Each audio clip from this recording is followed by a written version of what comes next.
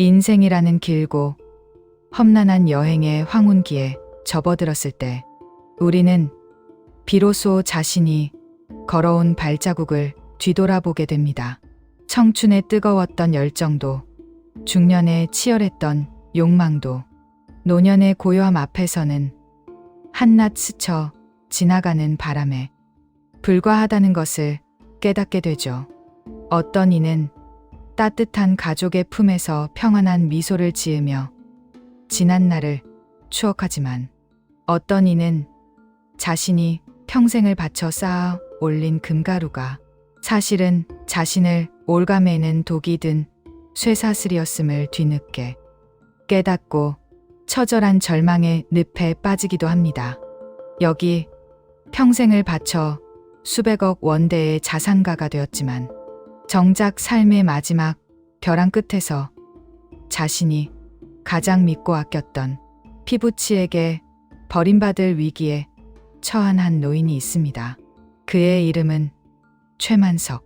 그는 지금 차디찬 중환자실 병상에 누워 기계음이 만들어내는 인공적인 호흡에 간신히 가느다란 생의 끈을 매달고 있습니다. 그의 굳게 감긴 두 눈 너머로는 억만금으로도 결코 되돌릴 수 없는 후회와 회한의 눈물이 흐르고 있을지도 모릅니다. 병실 밖 복도에는 소름 끼치도록 무거운 정막이 흐르고 있었습니다. 생과 사의 경계가 이토록 뚜렷하게 나뉘는 중환자실 문 앞에서 보호자들의 얼굴에는 을의 간절한 기도와 깊은 슬픔이 묻어나기 마련입니다. 하지만 최만석의 둘째 아들 최태준과 그의 아내 오수진의 얼굴은 달랐습니다. 그들의 표정에는 슬픔 대신 초조함과 신경질적인 짜증, 그리고 일말의 묘한 기대감이 교차하고 있었습니다. 그들에게 아버지 최만석의 남은 생명이란 그저 하루빨리 청산되어야 할 답답한 유산 상속의 장애물이자 불필요한 비용의 낭비일 뿐이었습니다. 태준 손목 시계를 힐끗거리며 신경질적으로 머리를 쓸어 넘기며 아, 진짜 사람 미치게 하네. 벌써 외사 판정 나고도 남았을 시간 아니야? 박 원장은 도대체 안에서 뭘 하길래 이렇게 뜸을 들이는 거야? 수진 팔짱을 낀 채 하이힐 굽으로 바닥을 툭툭 치며 내 말이 지금 하루하루 저 중환자실 병원비로 나가는 돈이 얼마인지 알아요? 아버님 어차피 가망도 없다면서요.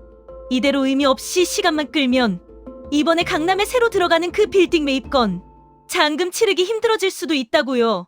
은행 대출 막히면 당신이 책임질 거예요? 태준 주위를 한번 경계하듯 힐끗 둘러보고는 목소리를 억누르며 알지? 알아.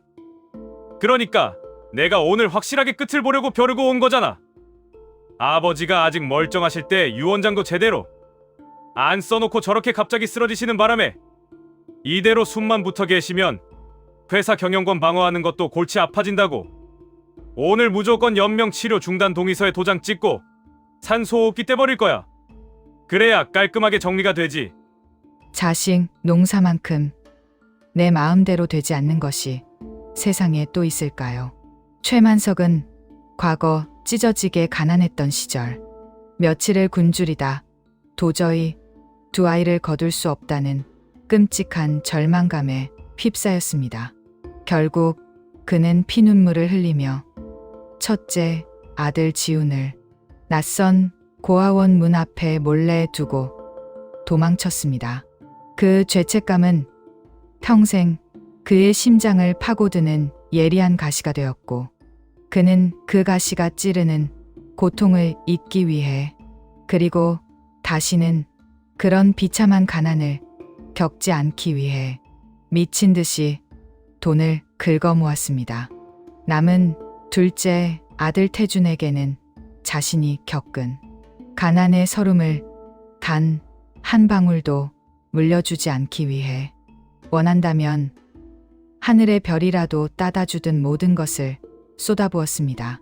하지만 최만석의 그 맹목적인 희생과 과잉보호는 결국 태준을 돈의 가치만 알 뿐 인간의 도리와 생명의 무게는 전혀 알지 못하는 끔찍한 괴물로 키워내고 말았습니다. 잠시 후 굳은 표정의 박 원장이 중환자실 문을 열고 걸어 나왔습니다. 태준은 마치 먹잇감을 발견한 승냥이처럼 기다렸다는 듯이 그에게 바짝 다가갔습니다. 박 원장 안경을 치켜 올리며 차마 눈을 마주치지 못하고 무거운 목소리로 회장님 상태가 어제보다 훨씬 더 불안정해지셨습니다. 혈압도 계속 떨어지고 계시고 자가 호흡도 이제는 거의 불가능한 상태까지 오셨습니다. 기계에 온전히 의존하고 계십니다. 태준 품에서 기다렸다는 듯 서류 봉투를 꺼내 들이밀며 원장님, 그래서 제가 가족을 대표해서 결단을 내렸습니다. 우리 아버지, 평소에도 기계에 의존해서 구차하게 생명 연장하는 거 절대 원치 않으셨어요. 자식된 도리로 아버지가 저 차가운 병상에서 더 이상 무의미하게 고통받으시는 걸 지켜볼 수가 없습니다. 여기 가족 모두가 합의한 연명 의료 중단 동의서 가져왔습니다. 당장 산소호흡기 떼시죠. 박 원장 당황한 기색이 역력하게 손을 저으며 최 대표님, 아무리 그래도 너무 성급하십니다. 회장님께서 아직 법적인 완전한 뇌사 상태이신 것도 아니고 뇌파가 미약하게나마 살아있으며 심장이 뛰고 계십니다. 최소한 며칠은 더 경과를 지켜보고 다른 치료 가능성을. 태준 박 원장의 멱살을 잡을 듯이 거칠게 말을 끊으며 원장님, 내 말 도대체 못 알아들어요. 유일한 법적 보호자인 내가 동의한다잖아. 아버지가 저렇게 누워서 끔찍하게 고통받는 게 의사인 원장님 눈에는 안 보입니까? 아니면 우리 아버지를 볼모로 잡고 VIP 병동, 병원비라도 더 뽑아내려는 수작입니까? 당장 보호자 뜻대로 하세요. 수진 가식적으로 눈가를 손수건으로 찍어 누르며 흐느끼는 척. 맞아요. 원장님, 저희 아버님 너무 불쌍하지도 않으세요? 이승에 더 이상 미련 남으시지 않게 편안하게 보내드리는 게 저희 자식들이 할 수 있는 마지막 효도라고 생각해요. 원장님도 병원 경영하시는 입장에서 저희 상황 이해해 주실 거라 믿어요. 아, 다음 달 병원 신관 증축할 때 저희 태성그룹에서 들어가기로 한 100억대 후원금 잊지 않으셨죠? 원장님 결정에 따라 그 후원금의 형방도 달라질 수 있다는 점 명심해 주세요. 돈이라는 거대한 권력 앞에서는 생명의 존엄성조차 한낱 흥정의 대상으로 전락해 버리고 맙니다.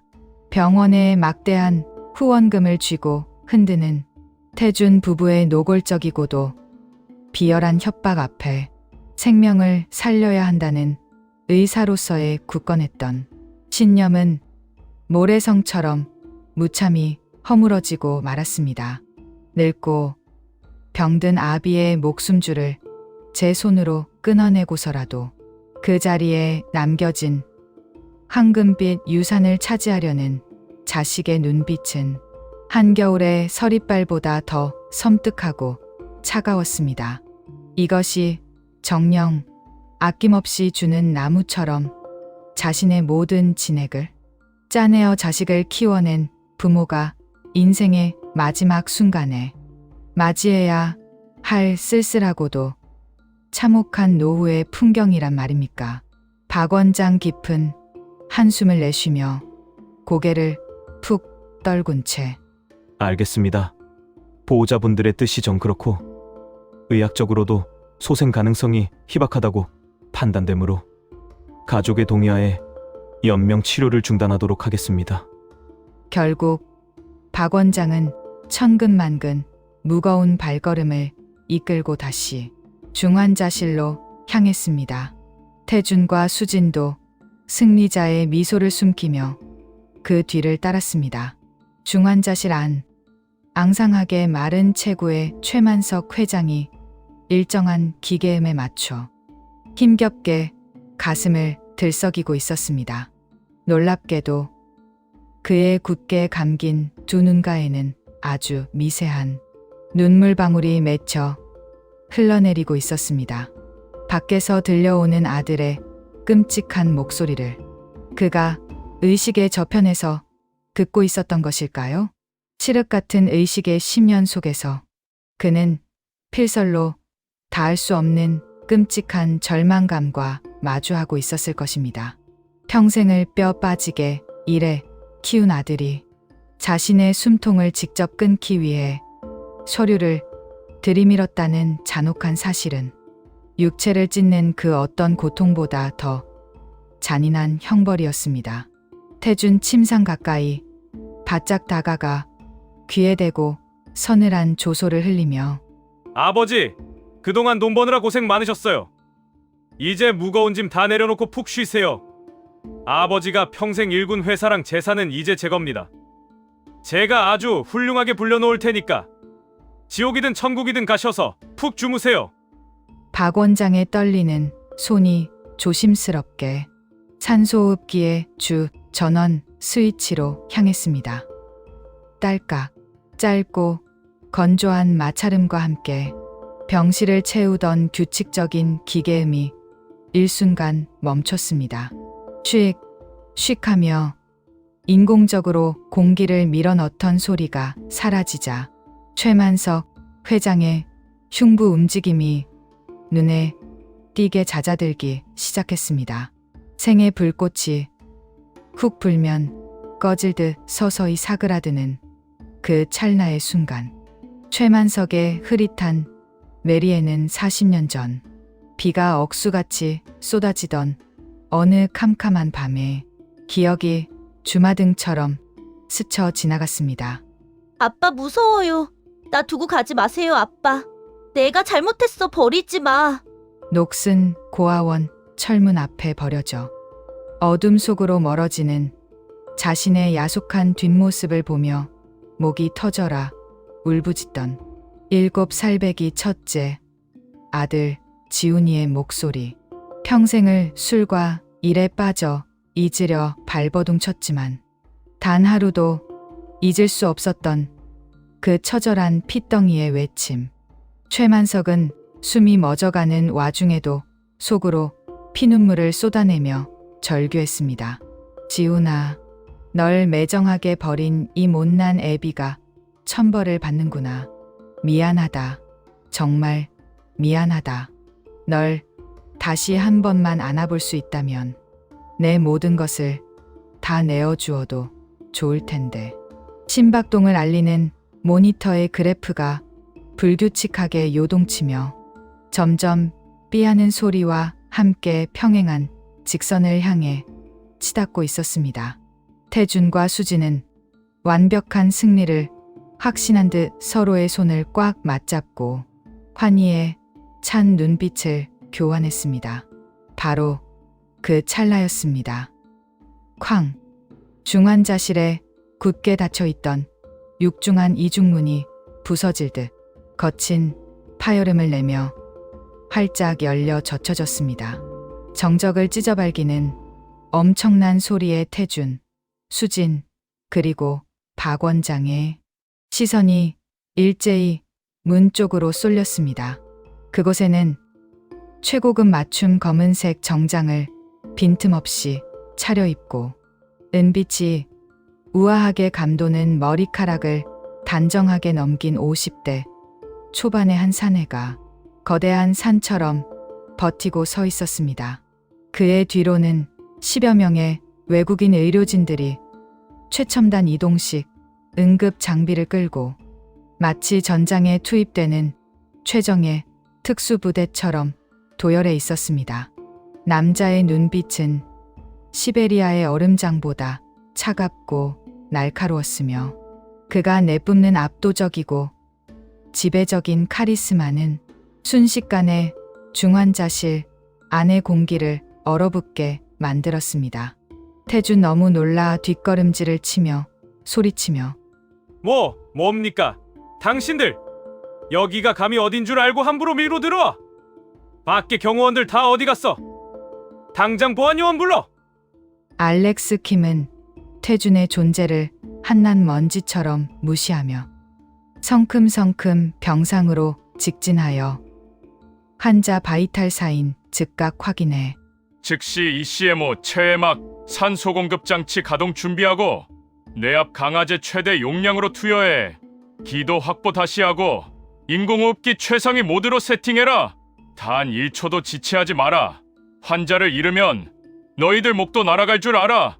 그의 짧고 단호한 영어 지시가 떨어지기가 무섭게 뒤따라 들어온 글로벌 의료진들이 기계처럼 일사불란하게 움직이기 시작했습니다.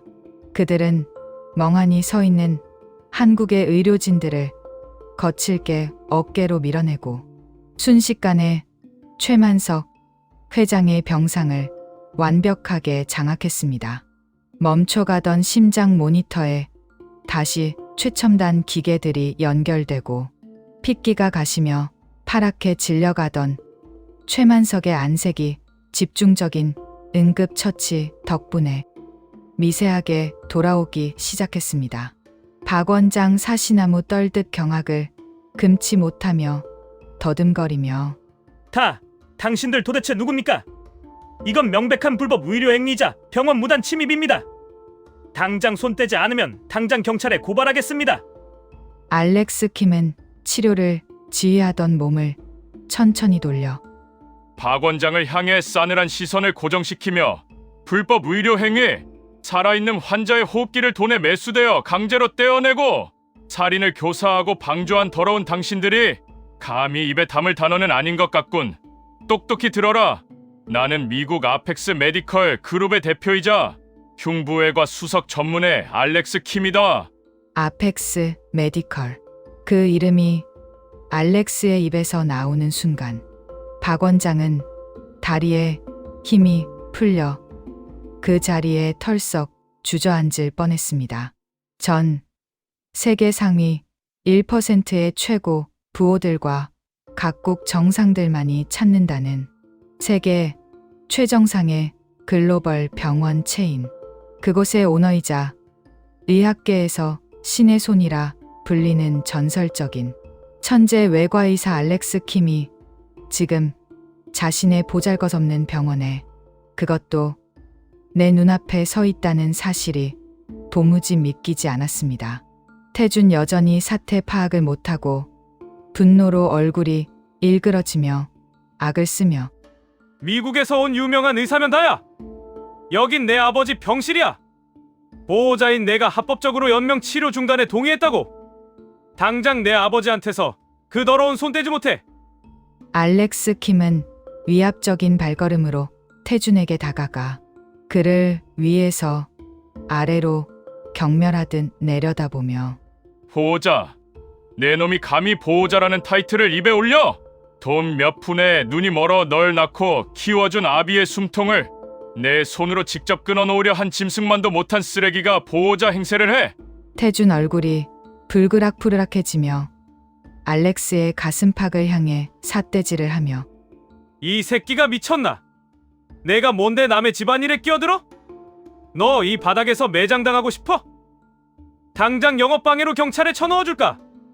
알렉스 킴은 눈 하나 깜짝하지 않고 차갑고 위압적인 소나귀로 태준의 삿대질하는 손가락을 꺾어버릴 듯 쳐내며 경찰, 내 놈이 굳이 부르지 않아도 이미 도착해서 밖에서 대기 중이다.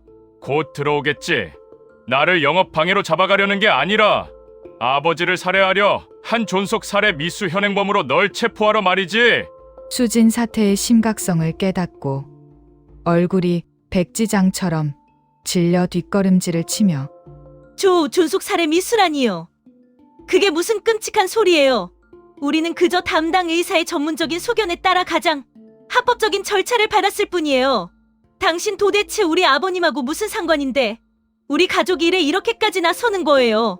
알렉스 킴 병상으로 고개를 돌려 만석에 야위고 주름진 손을 조심스럽게 잡아주며 얼음 같던 목소리가 미세하게 떨림을 누르며 내가 이 환자와 무슨 상관이냐고? 나는 40년 전 지독한 가난을 핑계로 이 늙은이가 비 오는 밤 고아원 철문 앞에 버리고 매정하게 도망갔던 그의 첫째 아들 김지훈이다. 순간 병실 안에는 숨소리조차 들리지 않는 팽팽하고 숨 막히는 정적이 흘렀습니다. 태준과 수지는 거대한 망치로 뒤통수를 3개 얻어맞은 듯 멍한 표정으로 돌처럼 굳어버렸고 박 원장은 턱이 빠질 듯 입을 다물지 못했습니다. 그렇습니다. 어린 시절 미국으로 강제 입양된 후 양부모의 끔찍한 학대와 지독한 인종 차별 속에서도 오직 살아남겠다는 일념 하나로 악착같이 공부했던 지훈. 그는 뼈를 깎는 고통을 이겨내고 세계 최고의 의사가 되어 막대한 부와 명예 그리고 권력을 거머쥔 알렉스 킴으로 재탄생했습니다. 그는 자신을 쓰레기처럼 버린 아버지를 평생토록 뼛속 깊이 증오했지만 역설적으로 그 맹렬한 증오심이 그가 포기하지 않고 살아가게 만든 유일한 생존의 원동력이었습니다. 스스로의 힘으로 최고가 된 후 아버지를 찾아내어 자신의 찬란한 성공을 보여주고 그의 남은 삶을 가장 비참하게 짓밟아주겠다는 치밀한 복수심. 그것이 그를 수십 년 만에 태평양을 건너 한국으로 이끌었습니다. 하지만 막대한 자금력으로 치밀한 뒷조사를 한 끝에 그가 마주하게 된 진실은 그토록 미워했던 아버지가 뇌사 상태에 빠져 자신이 애지중지 키운 둘째 아들에게 살해당할 비참한 위기에 처해 있다는 사실이었습니다. 알렉스는 분노했습니다. 자신이 직접 처절하게 복수할 기회조차 주지 않고 저렇게 어리석게 다른 놈의 손에 허무하게 죽어가려는 아버지를 도저히 용납할 수 없었습니다. 아니, 어쩌면 복수라는 가면 아래 숨겨진 마음속 아주 깊은 곳에서는 단 한 번도 끊어지지 않았던 핏줄에 대한 설명할 수 없는 지독한 끌림이 그를 이 한국의 낯선 중환자실로 미친 듯이 질주하게 만들었는지도 모릅니다. 알렉스 킴 안주머니에서 두툼한 서류 뭉치를 꺼내어 태준의 일그러진 얼굴에 사정없이 집어던지며 여기 최만석 회장이 이미 10년 전 대형 로펌을 통해 비밀리에 작성해둔 진짜 유언장과 내 유전자 검사 결과지다. 아버지는 이미 오래전부터 내 놈의 썩어빠진 탐욕과 무능함을 정확히 꿰뚫어보고 계셨어. 만약 자신이 불의의 사고나 질병으로 판단력을 잃게 될 경우 자신의 모든 재산에 대한 처분권과 생명 연장 등 모든 의료 결정권을 놔 첫째 아들 김지훈에게 전면 위임한다는 완벽하게 공증된 서류지.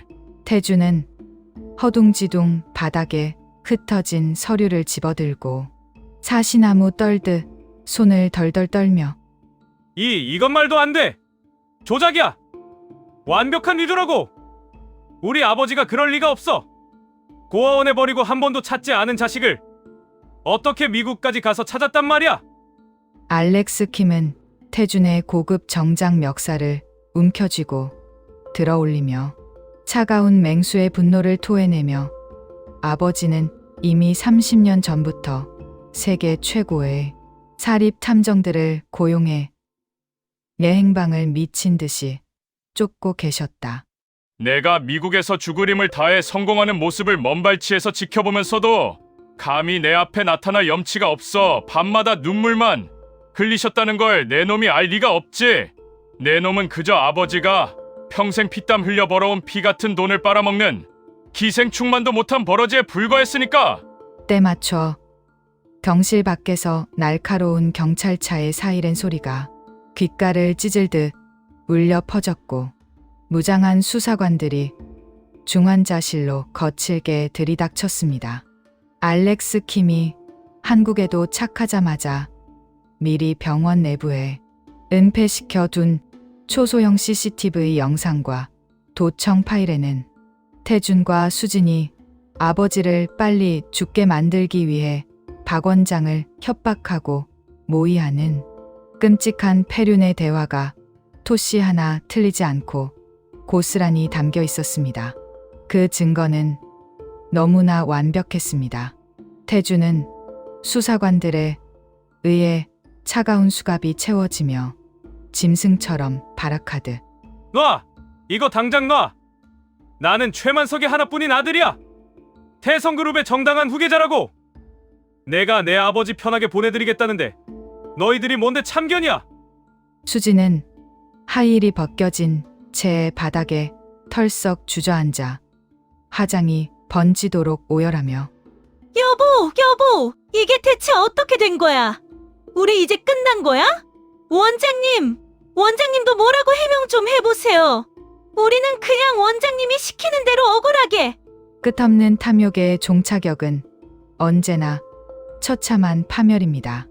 부모의 피눈물을 비료 삼아 딛고 서서 오직 자신들만의 황금빛 미래를 꿈꾸었던 이 폐륜적인 부부는 결국 차가운 쇳덩이 수갑을 찬 채 병실에서 비참하게 끌려나갔습니다. 돈에 양심을 팔았던 박 원장 역시 살인, 교사 방조 및 중대한 의료법 위반 혐의로 즉각 긴급 체포되었습니다. 폭풍우 같은 소란이 한바탕 휩쓸고 지나간 중환자실에는 다시 최만석 회장의 생명을 지키기 위해 알렉스 킴의 최고급 의료진들이 일사불란하게 움직이는 분주한 소리만이 남았습니다. 세계 최고의 의술을 가진 알렉스 킴의 팀이 전격 투입된 후 놀랍게도 최만석 회장의 상태는 기적처럼 하루가 다르게 호전되기 시작했습니다. 상상을 초월하는 세계 최고의 기술력과 수백억 원대의 장비, 그리고 무엇보다 어떻게든 아버지를 내 손으로 살려내고야 말겠다는 첫째 아들 지훈의 지독한 집념이 빚어낸 눈부신 결과였습니다. 2달간의 살얼음판 같은 치열한 사투 끝에 최만석 회장은 마침내 죽음의 문턱에서 돌아와 햇살이 드는 VIP 일반 병실로 옮겨졌고 굳게 닫혀있던 두 눈을 천천히 떴습니다. 오랜 혼수 상태 끝에 찾아온 흐릿한 시야 속에서 최만석이 가장 먼저 마주한 것은 40년 전 비 오는 밤 자신이 모질게 버렸던 그 어린아이의 맑은 눈매를 고스란히 간직한 채 위풍당당하게 서 있는 중년의 사내였습니다. 최만석 오랜 시간 호흡기를 꽂아 갈라지고 형편없는 목소리로 힘겹게 허공을 향해 손을 뻗으며 지훈이냐? 내 아들 불쌍한 내 새끼 지훈이 애비가 미안하다. 알렉스 킴 애써 치밀어 오르는 뜨거운 눈물을 참으려 시선을 창밖으로 피하고 짐짓 차갑고 퉁명스럽게 대꾸하며 착각하지 마십시오. 나는 당신이 버린 불쌍한 아들 김지훈이 아니라 죽어가는 당신을 지옥에서 건져낸 의사 알렉스 킴입니다. 내가 당신을 살려낸 건 당신의 과거를 용서해서가 아니야. 나를 쓰레기통에 버리고 얻어낸 그 빌어먹을 부귀영화가 결국 당신을 어떤 끔찍한 지옥으로 밀어 넣었는지 두 눈 똑똑히 뜨고 보게 만들려고 살려낸 겁니다. 당신이 얼마나 헛살았는지 뼈저리게 느끼라고. 입으로는 심장을 찌르는 차가운 독설을 내뱉고 있었지만 알렉스 킴의 크고 단단한 두 손은 어느새 아버지의 앙상하고 주름진 손을 두서질세라 꽉 부여잡고 있었습니다. 최만석은 그 거칠지만 한없이 따뜻한 손의 온기를 느끼며 어린아이처럼 하염없이 눈물을 쏟아냈습니다. 자신을 죽이려 했던 둘째 아들에 대한 비참한 배신감의 눈물이자 평생을 원망했을 자신을 끝내 외면하지 않고 살려낸 첫째 아들에 대한 뼈저린 회개와 감사의 눈물이 병실 바닥을 적셨습니다. 그로부터 계절이 2번 바뀌는 시간이 흘렀습니다. 존속살해 미수라는 반인륜적 범죄로 구속된 최태준 부부는 세상의 지탄을 받으며 법의 엄정한 심판 아래 각각 징역 15년이라는 중형을 선고받았습니다. 병상에서 완전히 의식을 회복한 최만석은 즉시 변호인단을 꾸려 태준에게 넘어갈 뻔했던 모든 유산 상속권을 영구 박탈하는 법적 절차를 마무리 지었습니다. 그리고 그가 평생을 바쳐 피땀으로 일군 거대한 그룹과 수천억 원의 재산은 모두 알렉스 킴이 운영하는 국제공익의료 재단에 전액 기부되었습니다. 그 돈은 이제 돈이 없어 수술을 받지 못해 죽어가는 전 세계의 수많은 가난한 어린 생명들을 살리는 가장 고귀한 빛으로 쓰이게 되었습니다. 한국에서의 끔찍하고도 기적 같았던 모든 사건이 정리된 후 알렉스 킴은 아버지를 모시고 자신이 머무는 미국 캘리포니아의 저택으로 향하는 전용기에 올랐습니다. 과거의 아픈 상처를 한국 땅에 모두 묻어두고 이제는 진짜 가족의 품에서 아버지의 남은 생을 지켜주고 싶었기 때문입니다. 따스한 태양이 1년 내내 내리쬐는 캘리포니아의 아름다운 해변과 저택, 그곳에 잘 가꾸어진 넓은 잔디밭 정원에는 그림 같은 평화가 내려앉아 있었습니다. 최만석은 푹신한 휠체어에 앉아 태평양 너머로 붉게 물들어가는 아름다운 노을을 가만히 바라보고 있었습니다. 그의 무릎 위에는 알렉스의 어린 딸이자 자신의 눈에 넣어도 아프지 않을 예쁜 손녀가 깨르르 웃으며 장난을 치고 있었습니다. 만석은 손녀의 머리를 쓰다듬으며 한없이 자애롭고 평온한 미소를 지으며 그래. 우리 이쁜 엠마, 할아버지 수염이 그렇게 따가워. 이리 온 할아버지가 우리 강아지 노래 불러줄까? 알렉스 킴은 따뜻한 담요를 들고 가가와 아버지의 어깨를 조심스럽게 덮어주며 부드러운 목소리로 해가 지니까 바람이 제법 찹니다. 엠마, 그만 괴롭히고 할아버지 쉬시게 안으로 모실까? 아버지, 피곤하지 않으세요? 만석은 알렉스의 손을 꼭 겹쳐 잡으며 눈시울을 붉히고 지훈아, 아니, 알렉스 키마, 피곤하다니 천만에. 내 평생 지금처럼 마음이 편안하고 가슴이 벅차오르는 순간이 없었단다. 이 늙은이를 용서하고 이렇게 따뜻한 가족의 품을 다시 느끼게 해주어 정말 고맙다. 내 인생은 끝모를 실패와 죄악으로 얼룩진 줄로만 알았는데 마지막에 널 다시 만나 비로소 내 삶이 온전한 구원을 받았어. 알렉스 킴 아버지의 옆에 쭈그리고 앉아 눈높이를 맞추며 다정한 눈빛으로 아버지, 과거는 이미 태평양 건너에 다 버리고 왔잖아요. 이제 남은 시간 동안 저랑 엠마랑 우리 가족이 함께 새로운 추억만 만들면 됩니다. 아버지가 제게 주신 이 생명, 그리고 마지막에 남겨주신 아름다운 결단이 수많은 사람들을 살리고 있어요. 그걸로 충분합니다. 진정한 삶의 지혜란 과연 무엇일까요? 우리는 종종 자식을 위한다는 핑계로 끝없이 돈을 물려주는 것만이 부모의 가장 위대한 역할이라고 착각하며 살아갑니다.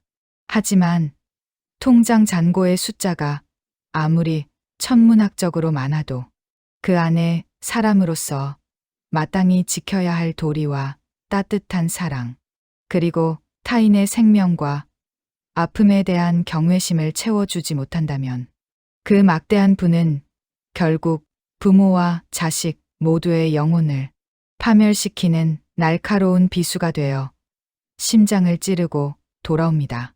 최만석은 인생의 가장 끄트머리, 죽음의 문턱에 서서야 비로소 자신이 자식에게 진짜 물려주어야 했던 것은 차갑게 솟아오른 콘크리트 빌딩이나 주식이 아니라 따뜻한 마음과 생명을 존중하는 올바른 가치관이었다는 것을 피눈물을 통해 깨달았습니다.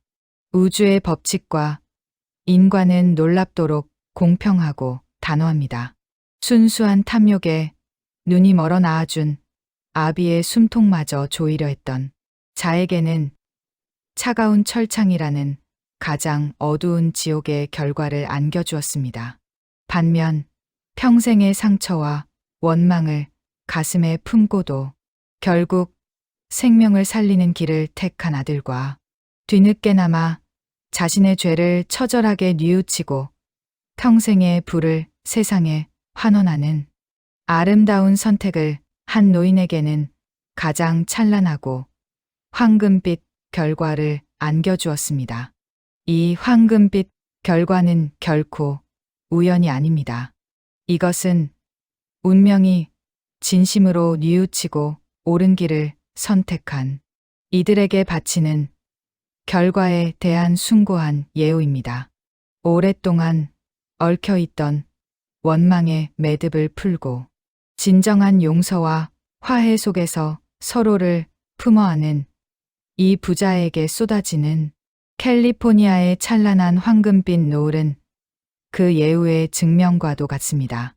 참된 행복한 노후란 으리으리한 대리석 저택이나 헤아릴 수 없는 통장 잔고에서 오는 것이 결코 아닙니다.